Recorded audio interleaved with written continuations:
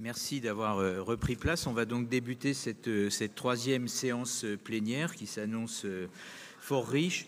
Me permettrait quand même une toute petite annotation. On a parlé tout à l'heure des problématiques du genre liées à l'orientation professionnelle. La composition de notre plénière est peut-être un tout petit peu problématique de ce point de vue-là, mais voilà, c'est la vie.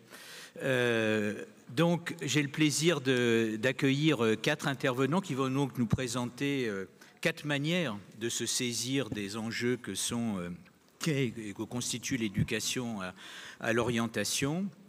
Et donc, je vais très rapidement les présenter avant que donc, nous débutions donc le cours même de cette séance.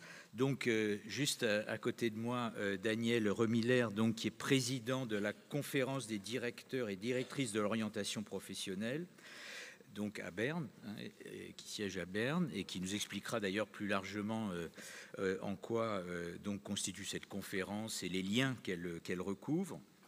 Ensuite, donc, Werner Zettelmeier, donc, de l'université de Cergy-Pontoise, qui est professeur donc, associé à l'université de Cergy-Pontoise, qui donc, interviendra sur l'Allemagne. Puis, John Storan, donc, de l'université de East London, donc, qui nous présentera un instrument peut-être d'accès qui a pour but de favoriser l'orientation vers l'université et l'enseignement supérieur d'une manière plus large, avec un système de réseau qui s'annonce tout à fait intéressant à examiner. Et puis enfin, donc, Bo Clint Poulsen, qui est professeur à l'université d'Aarhus et qui nous présentera là aussi la manière dont on construit l'éducation à l'orientation au Danemark. Donc je les remercie par avance de respecter les 20 minutes qui leur sont imparties. Et donc, je crois que cette séance va nous permettre de rebondir sur un certain nombre de questions qui ont été abordées lors donc des interventions des grands témoins.